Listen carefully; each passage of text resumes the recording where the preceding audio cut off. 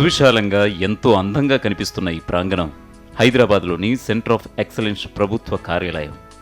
ఇతర ప్రభుత్వ కార్యాలయాల ప్రాంగణాల కన్నా భిన్నంగా ఇక్కడ వివిధ రకాల పద్ధతుల్లో కూరగాయలు పండించడం,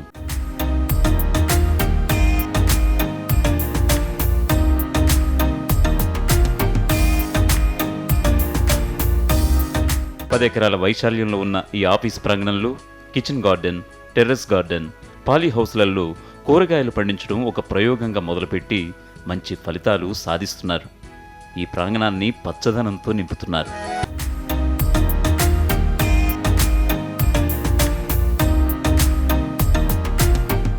ప్రజలకు, రైతులకు చేరువగా ఉండాలంటే మన ఆలోచనలు కాగితాలకు, మాటలకు పరిమితం కాకుండా ఆచరణలో చూపగలగాలి అంటారు సంస్థ ప్రతినిధులు.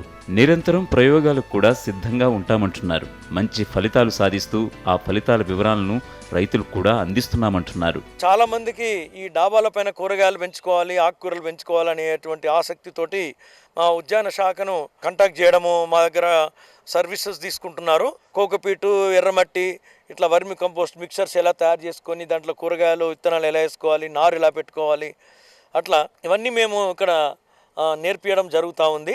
ఇలా సాగు చేస్తున్నవన్నీ కూడా పర్యావరణానికి, ప్రజలకు హితమైన సేంద్రియ పద్ధతిలో సాగు చేయడం మరో ప్రత్యేకమైన అంశం. ఈ సంస్థ గురించి ప్రత్యేకంగా చెప్పుకోవలసిన విషయం. ఈ అనుభవాలను క్రోడీకరించి రైతులకు శిక్షణా కార్యక్రమాలు కూడా ఏర్పాటు చేస్తున్నారు. రైతులకే కాదు, ఇంటి పంట పండించుకోవాలనుకునే నగరవాసులకు, ఔత్సాహికులకు కూడా శిక్షణ ఇస్తున్నారు. ఇంటి పంట, కిచెన్ గార్డెన్, టెర్రస్ గార్డెన్ పేరేదైనా ఇలా వివిధ పద్ధతుల్లో కూరగాయలు, పండ్లు, పూలు పండించుకోవడం ప్రత్యేక విషయమే కాదు. అలా సేంద్రియ పద్ధతిలో పండించుకున్న వాటిని వినియోగం అంటే మన ఆరోగ్యాన్ని కాపాడుకుంటున్నట్లే, పుడమిని కాపాడుకోవడంలో మనవంతు కృషి చేస్తున్నట్లే. ఈ సంస్థ చేస్తున్న ఈ ప్రయత్నాలు ఇలాగే ముందుకు సాగాలని, మరింతమంది రైతులకు, ఔత్సాహికులకు చేరువ కావాలని మనము కోరుకుందాం.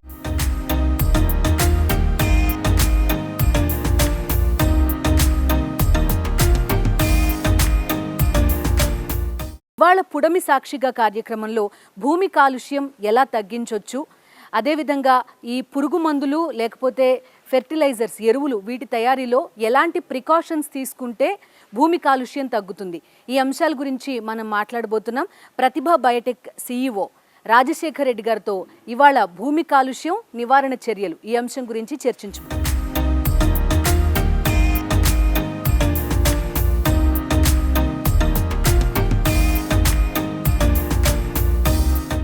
ప్రతిభ బయోటెక్ స్టార్ట్ చేయడానికి మెయిన్ రీజన్ ఏంటి? అంటే మీకు ఆల్రెడీ రైతుల సమస్యలు, ఇబ్బందులు ఇవన్నీ తెలిసే స్టార్ట్ చేశారు అని విన్నాం. సో మీ ఎయిమ్ ఏంటి? 2005కు ముందు నేను ఒక 7 years ఇదే అగ్రికల్చర్ సెక్టర్లో నేను వర్క్ చేశాను.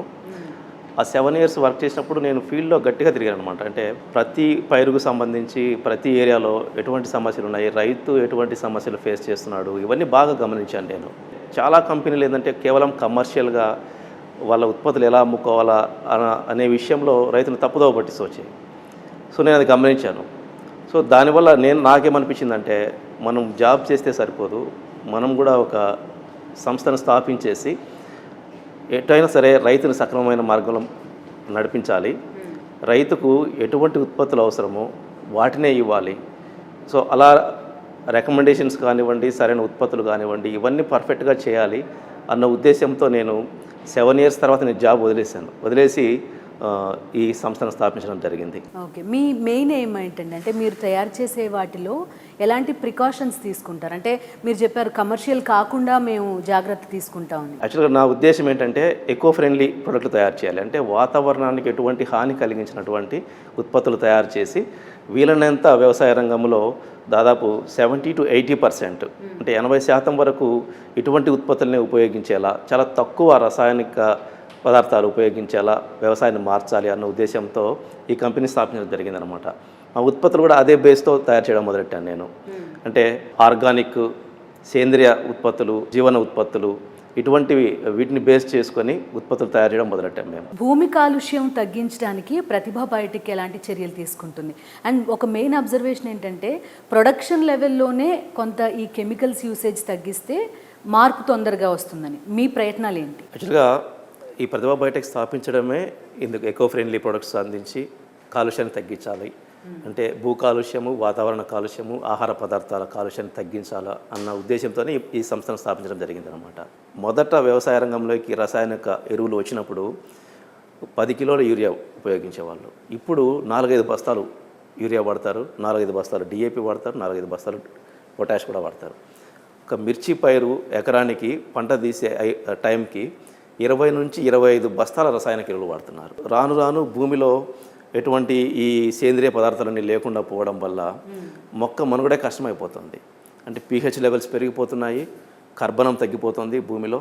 ప్లస్ ఈ కర్బన ఆధారితంగా ఏ సూక్ష్మజీవులు అయితే భూమిలో బతుకుతూ ఉంటాయో మొక్కకు మేలు చేసేవి, అవన్నీ వాటికి ఆహారం లేక అవి చనిపోతున్నాయి.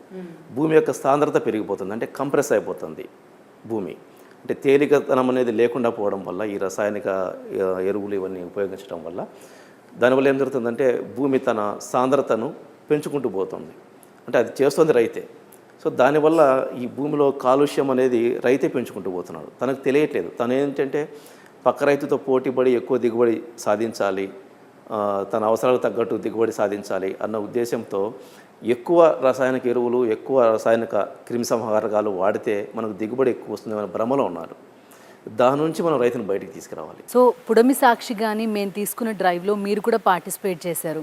ఈ ఇనిషియేటివ్ ఎలా అనిపించింది మీకు? ఈ జర్నీ ఎలా ఉంది? యాక్చువల్గా ఇటువంటి ప్రోగ్రామ్ కోసం నేను చాలా కాలం నుంచి ఎదురు చూస్తున్నాను. నేను దాదాపు ఈ వ్యవసాయ రంగంలోకి అడుగుపెట్టి, అంటే నేను జాబ్ కానీ లేకపోతే తర్వాత కంపెనీ స్థాపించి కానీ దాదాపు 21 సంవత్సరాలు అయింది.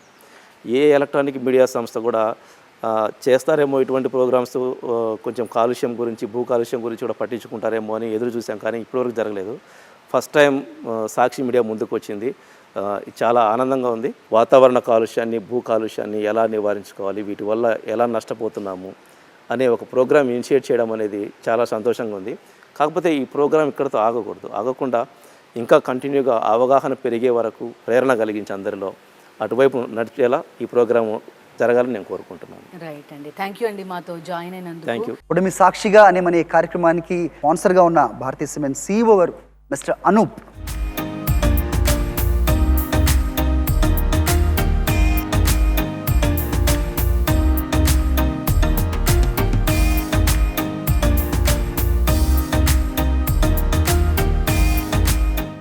Since long we are working on various initiatives on green energy. If I divide into 3 elements of it, one element of green energy is we work on a power. We have initially the captive power plant, but we want to curtail usage of captive power plant because it is thermal based. Now we are switching over to waste heat recovery system. The waste gases from the kiln is drawn and we generate the power. So we have in one kiln that similar installation which we recently commissioned. We are getting around 9.5 megawatt. Another initiative is solar. So we, as a first experience, we want to do it because you know the panels are very sensitive to dust. But since our plant is very clean and green, that challenge is not there with us. And our performance of solar, which we installed 10 megawatt, is extremely good. And we are having a load factor of around 20%. Which is one of the best load factor of any solar. So our idea is to, in a subsequent years, we would like to enhance the capacity of solar. We have kept a provision that we can double the plant capacity, and when still the demand is left out, we can triple also. But as of now, we can double the plant capacity in future. So this is on the energy front. On another front is we want to work on the area which we are ahead. And I am proudly say that Bharati Cement is one of the leading plant having the substitution of coal as a fuel in kiln. So we are all the waste which is in the surrounding industry of Andhra Pradesh as well as in Telangana, we collect it, we pre-process it and we use as a fuel in the kiln. So that is another benefit that we are replacing fuel, fossil fuel with this type of waste and helping in a way to environment protection. Infrastructure front, we are working on roads and drainage system is still a concern. We have done several, but still lot needs to be done.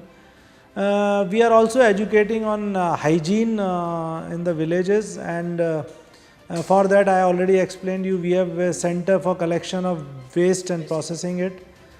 In that method we teach also to the village people that the cleanliness is very important, and we have seen during this pandemic the cleanliness is very key for human health. So on this front also we are working. Drinking water is a basic requirement. People forget it, but this is, we are doing it continuously. Potable water they are drinking. We have installation in each village, and if then any other additional requirement comes, we also will provide in future. So this is, and then we also work on agriculture front, where how to increase the yield of the crop. We are working on it, and there also we are taking help of all these initiatives. We are taking help of experts in these field, because we are not equipped with all the expertise. So we call those people and then take help, and then we move ahead. One of the best initiative which we took almost 3-4 years back was the telemedical center, which is one of the best and appreciated by everyone, because in villages you can't have the expert advice of the medical treatment. So you can't get a good doctor. So with this center, we can connect the best doctor in Hyderabad, and the villager can consult, and all type of treatment and ailments they can get the complete prescription, and then thereby follow up and treatment.